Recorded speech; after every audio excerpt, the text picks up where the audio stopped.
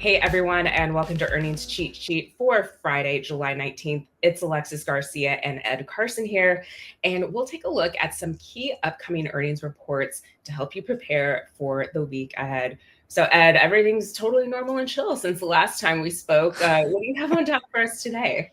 Yeah, it's like earnings are definitely going to be just throwing a little bit of fuel to the fire, volatility. Want to take a look at Tesla, Google, and ServiceNow, and there's a whole lot of others to look at too. All right, let's jump right in with Tesla. The EV maker, nay, AI powerhouse, Ed, is reporting its second quarter earnings on Tuesday, July 23rd. Earnings are expected to fall 33% to 61 cents per share. Revenue is expected to decline slightly by 2% to 24.34 billion, though some recent forecasts suggest a slight rise. And here's why we're watching Tesla. We'll want to focus in on the car maker's free cash flow figures. Those should be positive after a Q1 cash burn. We'll also want to hear Elon Musk's comments on deliveries and any updates on the robotaxi and upcoming affordable models being rolled out. So, Ed, it seems like Tesla's really worked through some of its recent headwinds with the Musk pay package drama. And we saw Q2 delivery figures come in better than expected and really give this stock a boost. What are your thoughts here heading into earnings for Tesla? Yeah, the earnings still aren't going to be great. That's for sure. I mean, those are going to be down. Sales may turn out to be positive. That would definitely be a positive sign for Tesla. A lot of it I've always is the conference call. I mean, so much of it is partly because we already had deliveries. We're going to look at, we're going to look at energy, see how well that's done. The deliveries were strong, but how's the profitability on that? How, are the margins doing pretty well with the EVs? Cash flow, as you were mentioning, should be positive again because now that they sort of burned through some inventory, after cutting production quite a bit. So that should help their cash flow. So that's all positive. It's still an open question what's going forward. I mean, a lot of the enthusiasm of the stock, which we'll get to, is on its AI that it'll do full self-driving, robotics and whatnot. And look, I mean, as long as that investor, belief that will come down the road in the near term, it's still going to be just a tough situation because they don't have really new models right now. EVs, the EV market is difficult, in general. So that's going to be something that's going to limit the growth, but maybe they can see a return to growth in the second half of the year. Maybe they can also see, will Elon Musk still say, hey, we're going to beat deliveries in 2024 versus 2023? Most analysts don't think that anymore. But if he can, if that is the case, that would really be positive as well. Right. And you and I did a piece covering the upcoming robotaxi event. And if you want to watch that, you can go to investors.com/videos. But it really seems like the bull case for this, Ed, is really that full self-driving. And like you said, if Tesla can get this right with the camera system that they have, it's a cheaper option and can really put them ahead in the competitive field. That's always been the promise. And it is sort of interesting that, again, we'll look at the stocks soon, that the market has taken off now because it almost feels like after a lot of enthusiasm about version 12, then it sort of slowed down lately. But for whatever reason, the market is favoring it, sees that going forward. Still has a long way to go to achieve that. Now it looks like there's going to be a robotaxi event will be pushed back to October. I don't know if that really changes dynamics, even though maybe they'll show off other things, but the robotaxi itself, I don't know. But it'll be interesting to see how that is. Again, a lot of it is moonshots. That the dichotomy between bulls and bears is so tremendous because you're betting on things that would either be so transformative or they won't work at all. I mean, that's the kind of thing. And so it's not just like Coca-Cola, how much should that be worth? No, with Tesla, it's like this should be turned 20 trillion. Somebody else would say, maybe 20 billion. And they can make a case for both of those arguments. All right, Ed. Well, let's take a look at the chart. And Tesla's had a very good July. Stock is up roughly 30% this month. If I can toggle over to the weekly chart, we see this 5 weeks tight area. And then again, really powerful move the last few weeks from those Q2 deliveries and retaking that 200-day, or excuse me, retaking that 40-week line. And now it looks like trading back again around that area in December 2023, and maybe looking like that 260 area, a potential area of interest for investors. Yeah, just starting with the weekly, a few things is that there was definitely accumulation. Yeah, there was one, okay, last week technically was a down week, but I mean, not really. I mean, we'll look at on a daily, there was one bad day, but generally you can see the blue spikes coming up, a lot more blue days, blue weeks. On the up-down volume is a 2.0, that's tremendous. The AD rating is an A+, so there is a lot of volume, a lot of enthusiasm by a lot of people, whether it's big money or just every single growth investor on the planet, there is a lot of money that's gone into it. So that's been really encouraging. You're right, that 260 level is really good. If you look on a daily, and today it was a down day, but it was an inside day to the prior day. And it's now, you could argue there's a handle here, whether you want to do it to the late December or to last July, however large you want to make that consolidation. That's sort of a handle. And, you can see those little dots above that. Those are ants. Those are reflecting of the volume. And you can just see, look at all that daily volume. Yeah, there was that one down day. They delayed the robotaxi, and there was a lot of other selling in Megacap. So, okay, but that's held up very well. I mean, it's basically holding the 10-day line that's been surging, so technically it looks great. Earnings will be coming up. You could imagine if it sets up, and then you can move technically a lot of, if this one moves out, I think a lot of enthusiasm on that. Just remember that when that earnings report comes out, that doesn't really matter. I mean, it'll move, but what really matters is when that earnings report comes, when Elon Musk starts talking. So whatever direction it's going, it could go completely the other direction, when he talks. So just keep that in mind. Don't get excited at 1:15 or despondent. Get excited or despondent to say at 3 o'clock, 3:30. Right. So maybe wait to make a move until after Elon speaks on this one. Yeah, and when I say that 3:30, I wouldn't really move. It's usually the next day. Usually want to wait. It's like overnight trading can be volatile. So even if there is that sense, sometimes Tesla will look like it's going to go one way, just like with any other earnings report. Will open one way and then reverse as the day goes on, as people reevaluate it as the day goes on. So this one technically is setting up very nicely. All right, Ed. Well, let's hop on over to another Magnificent Seven stock, and that's Google. A parent company of that is Alphabet. The tech giant is scheduled to report Q2 earnings on Tuesday, July 23rd. Earnings are expected to rise 27% to $183 per share, while revenue is expected to climb 13% to $84.16 billion. And here's why we're watching Google. We'll want to pay any attention to management comments on the recent rollout of AI Overviews, which is their generative AI search product. And we'll be watching those profit margins as analysts expect revenue to slow over the next 3 quarters. Google stock is also testing key moving averages ahead of their report. So Ed, Google coming into this, we have news of an acquisition of a cybersecurity firm that could boost their cloud computing business. And, really, it's all about generative AI. They're in a big battle with Microsoft here. And it's really to see can their AI search products really compete with what Microsoft has going on. Yeah, I mean, it's a lot of it. Something is that Google has to spend a lot of money just sort of try to keep its market share. So that's a little bit tricky because it's probably more expensive to run AI than what it's been doing. But they feel like they need to do it in order to keep pace, that they don't want to lose that market share. So that's tough. But the ad market has generally improved. It may taper off after seeing revenue growth accelerate for several quarters. Maybe that'll slow down a little bit, but still it's been a nice trend.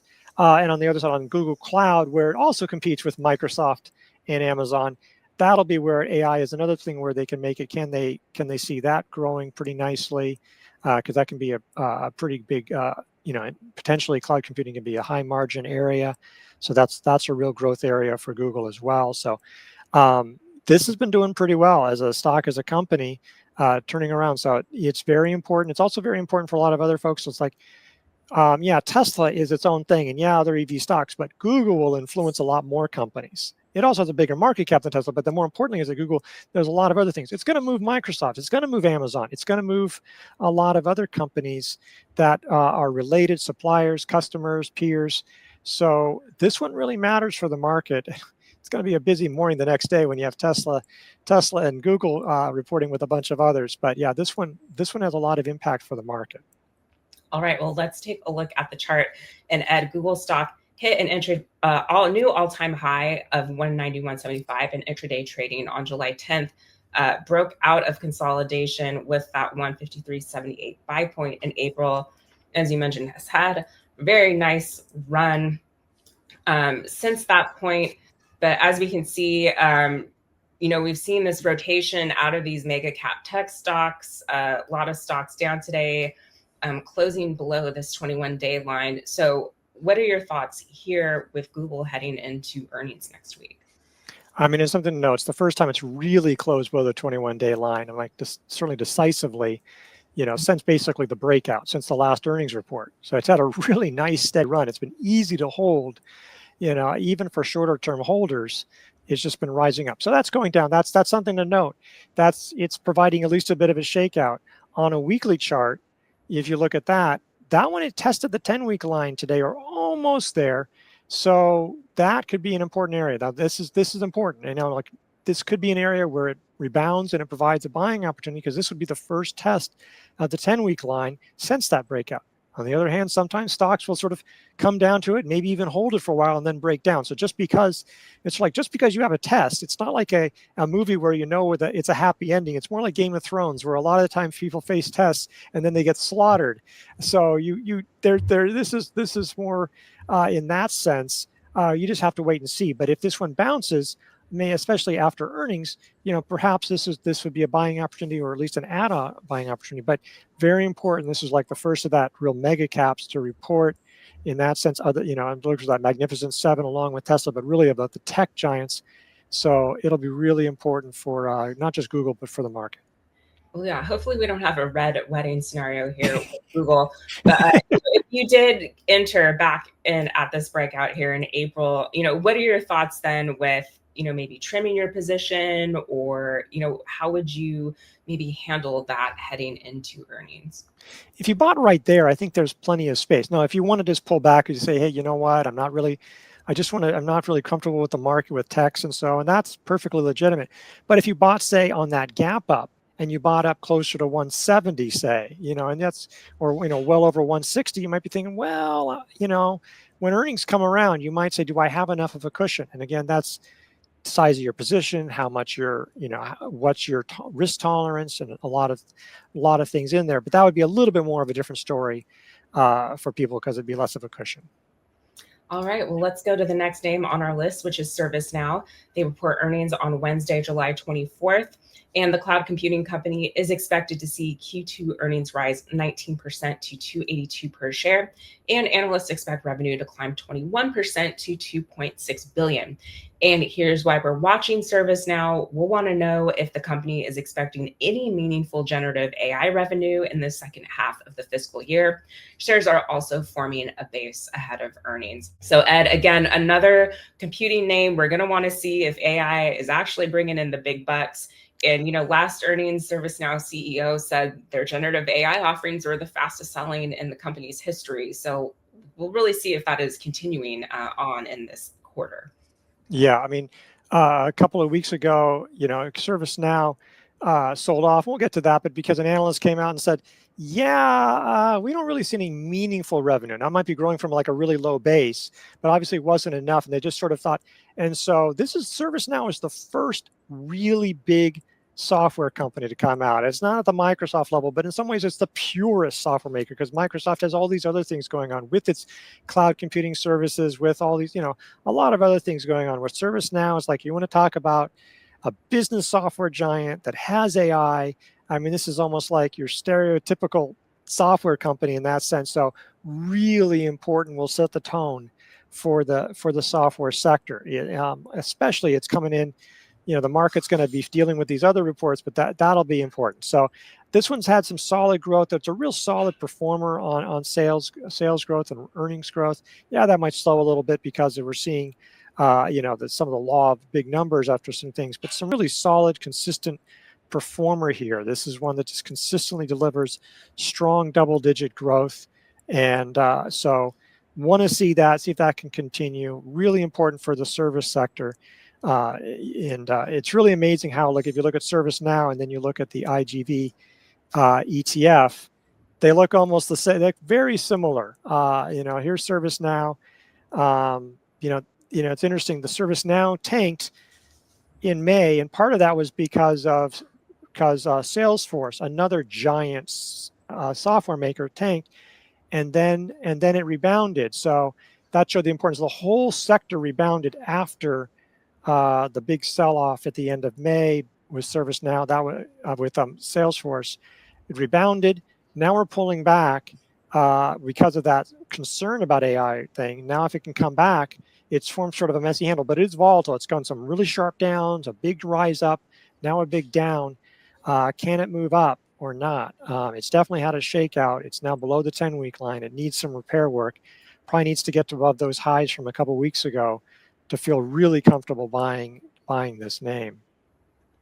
Right. And we're looking now at the weekly chart, Ed, and just as you mentioned, really consistent earnings and sales growth here.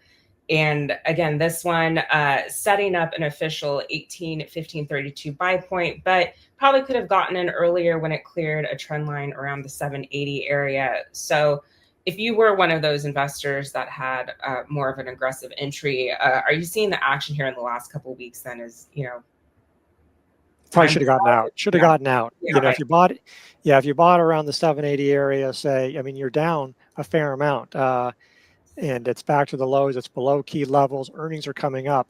You don't know what's going to happen. I mean, this is the first one. Things could be devastating. This one could have a 20% drop. I have no idea. It could have a 20% gain. I mean, it is a little positive that some of these names are coming down ahead of earnings, so not everybody's cheering and laughter, kind of thing heading into earnings. But you have to be. It's already a significant loss here, so want to be thinking in that regard. If you're a longer term holder from, say, the base, like late last year or early this year when it came out of that, that's different. And certainly that was a defensible thing here. But for people who bought aggressively, well, part of it is you're going to buy aggressively. You have to be getting out pretty aggressively too. You can't. And it looked like it was working. It's pulled back. Maybe it will work, but you need to do some portfolio protection. All right. Well, those were some of the big ones on our list. But as you said, Ed, there's a lot of earnings coming in next week. So let's take a look at some other names. Let's start with GE. Now, GE has soared about 54% this year after splitting off and becoming a pure play aerospace company. Other airlines having production and quality control issues, Boeing, they're benefiting from that. So we can see it's basing here, setting up 170.80 buy point on the weekly chart here. Trading below that 10-week line, Ed, but what are your thoughts here with GE Aerospace? You can see that enormous run it's had since, late 2022. It's just huge runs, and here from late 2023. So it's basically only made a couple of bases, maybe three in there if you were looking in there. So it's forming a base. It's taking a few weeks, and a few times along the way, the past several weeks, it's flirted with, oh, look, it's bouncing above the 10-week line. It's moving, it may be offering a trend line entry, and honestly, that just hasn't worked yet. That doesn't move, but it hasn't done anything really wrong. I mean, you just look at that; it's a pretty tight base after a huge move. The earnings are great, so if it can punch above the highs from the last couple of weeks after earnings, that would be fairly actionable. This is a real turnaround play. Earnings growth is going to slow as the comparisons get a little tougher, but this is now now the pure play of aerospace. It's doing well, strong growth. So a lot to like about this name, technically and fundamentally. All right, well, let's move on over to Cadence Design Systems. And this one broke out, but as you can see, we're on the weekly here. Chip stocks getting hit really hard here on July 17th as we're recording. That's because President Biden had made some comments signaling that there could be some stricter restrictions coming with that China exports there. So Ed, what are your thoughts here with Cadence? It just seems like geopolitical landscape right now, not the greatest. It's on pace to close below that 10-week line, and it's even coming down to the 40-week line at this point.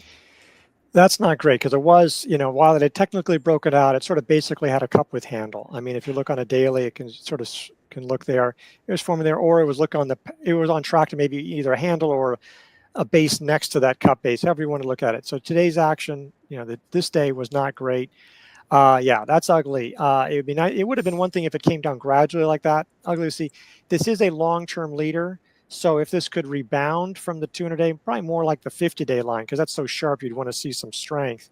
But that's often a place where you can try to buy a long-term leader because they have these, gradual but strong leads. If you look at a monthly chart, this has had real tremendous track record. And that relative strength line, that's how it's doing versus the S&P 500. That is just a consistent move on and on and on. So yeah, I had a couple of months here of basing, and it has happened here and there, but just has a tremendous track record.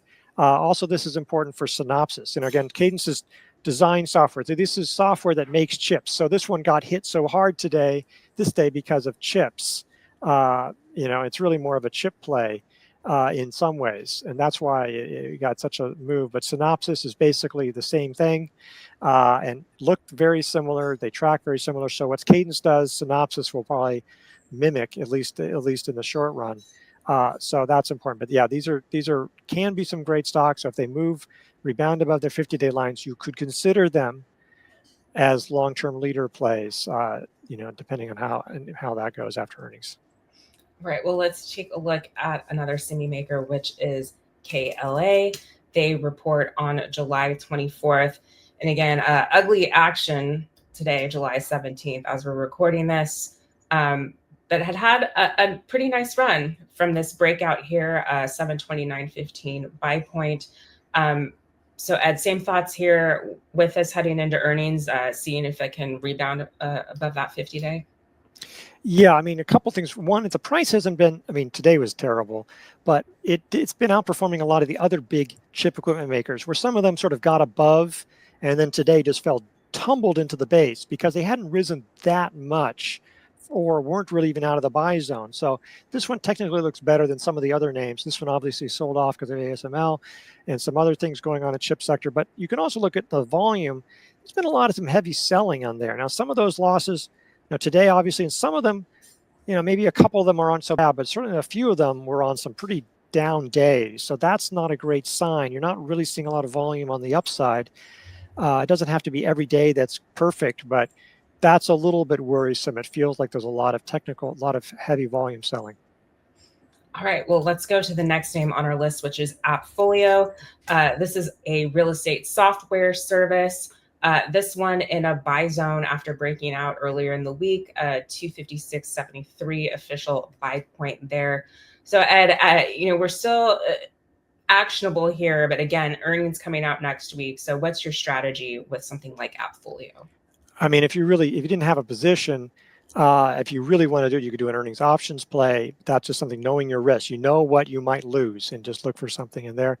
Ken Shreve does an earnings preview every week. And so I don't know if he'll cover this particular name because there's so many names next week, but it can give you an idea of how you might trade something like that. Sometimes the options are too expensive and you say, you know what, I can't play it. If you bought it recently, well, you've got a decision to make because it hasn't really moved out and provided a cushion unless you bought it, say, an early entry. But if you bought on the breakout, there's not really a cushion here. Maybe it's benefiting from the real estate boom that we're seeing like in stocks. Maybe that's helping. I don't know. The earnings growth has been really strong, partly as it sort of transitions back into real profitability. Revenue growth has been strong, basically not stopped accelerating after the last quarter, but sort of that trending up. So a lot to like about this name fundamentally and technically, but there's earnings. There's always earnings. All right, well, let's take a look at United Rentals. That's our next one. They report on July 25th. And again, switching over to the daily chart here so we can see a little bit better. This one broke out July 16th, but it's kind of dipped back below that buy point, but it's still kind of hovering around that buy area, Ed. Yeah, look, it's 5 steps forward, 1 step back. That's the kind of trade you can handle in general. Maybe if you bought this a few days ago when it was breaking a trend line or really decisively getting above the 50-day line, you probably could have found some kind of way to get in there. But now it's getting awfully close, and it's sort of at a resistance area because there was now sort of an area where you wouldn't want to get it maybe until it gets above the buy point since it's so close. Ideally, it would pause, sort of form a high handle right around the buy point, then move out on earnings, and then you can take advantage of it. That would probably be the way to go with it. If you bought it early, there's a modest cushion. It sort of depends on what you have when you go in, but not a whole lot. This is a solid performer. Infrastructure plays, construction plays are doing pretty well right now. This is one of the first names that we'll see in that space. But there's a lot of industrial stocks in the next couple of weeks. All right, well, let's take a look at an oil and gas stock. That's Weatherford International. That company will report earnings on July 24th. And again, Ed, another one broke out, still in that buy zone. What are your thoughts here? I mean, it's doing pretty well. It's pretty strong earnings growth, revenue growth. I mean, some of this benefiting from oil prices. It doesn't always move the same direction day to day, but the trend is, I mean, that base is basically what oil prices have been doing. They fell, they came up, maybe they're pausing a little bit. There is some benefit. Maybe you could think that, that you think that a President Trump, if he were elected again, that there would be more support for drilling and machinery and maybe less for green energy. So, that seems to be one reason why some of these oil stocks were rallying the last week or so. It's hard to say. There's a lot of other names in this sector that are reporting next week. Before then, there's already a giant in the oil space. SLB is like the world's biggest oil service company. That one hasn't been doing as well, but it'll still set the stage. It'll give you some idea about what they see for capital spending in the Americas. Capital spending, I mean, or the projects that the other oil companies will do. So that'll be important for Weatherford. But Weatherford is more of a leader right now. All right, well, let's take a look at another oil and gas name. That's Technip FMC. And again, this one, I'll move to the daily so we can see it a little bit better. Broke out on the 15th and kind of again falling the last couple of days, but basically trading right at that buy point. Yeah, and you could have also probably bought it a few days earlier when it sort of broke out from a handle. It's not that because it's a flat base, we technically don't count handles on but you could have treated this as a cup with handle. But in any case, it's either right in the buy zone or just right at the buy point. It'll take the thing is, not only do you have earnings, but you have things like Weatherford before there, and you have SLB. So there's a lot of things. That's the thing, is that not only do you have to pay attention to the earnings, but you have to pay attention to the earnings that come before it. That's definitely the case here. Is that there's where some of the tech names, those were the first, and so you have to pay attention. But some of these are like the fifth or sixth company, that are in that space. So just something to keep an eye on. But the earnings are, again, with Weatherford like that, earnings and fundamentals are strong. This one's going to have stronger growth this year, I think, in terms of earnings.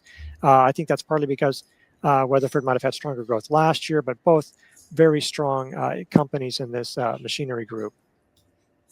All right. Well, I want to take a look at one more name, Ed, and that's Amazon. They haven't really announced their date yet, but they might report next week. They might not. I just want to make sure all of our bases are covered just in case. If they do announce, we'll cover it more in depth next week. But just want to get your thoughts here, because this one broke out and then it's kind of rolled over and now sitting at that 50-day line. Yeah, I mean, it's a tough spot here. I mean, if you bought it at the breakout, or even if you bought it a little early, kind of thing, it would be tricky. I mean, it would be a tricky situation here, especially because earnings are coming, whether it's next week or the week after. It did find support around the 50-day line, but you just don't know. You just don't know. I mean, it's sort of like, I sometimes use this, the Rocky II moment, where both of the fighters at the end of the fight fall down. Well, it looks like Apollo Creed. He gets up first, but then he slips back down and Rocky comes up. You just don't know in these situations. I mean, there's always this moment. And the thing is that whether or not Amazon is next week, there's going to be Google. There's going to be some others out there. So this stock is going to react before that. So you can't even say, oh, wait until earnings. This one might decisively break below the 50-day line in a way that, whoa, now you really need to take action. So it's something to watch out for. Coming in here. Look, if this rebounds, especially gets above the 21-day line, it's back above the buy point, all of a sudden it's going to look very different. It could look very good very quickly. I know I was being sort of negative just because because people have a natural tendency to be like excited about things, but it could go either way. It's just one of the downside is that a lot of these mega caps are sold off, is that this one sold off just in the buy zone. as opposed to being 20% or 30% extended. If this had fallen 6% from really extended, it'd be like, whatever, who cares? But here it's more important, and a lot more people probably bought it around these levels. All right, Ed. Well, thank you as always for your insight. And that wraps it up for this episode of Earnings Cheat Sheet. If you want even more market analysis, be sure to tune in to Stock Market Today with Alyssa Coram. That goes live after the closing bell. And thanks so much for watching, and we'll see you all next week.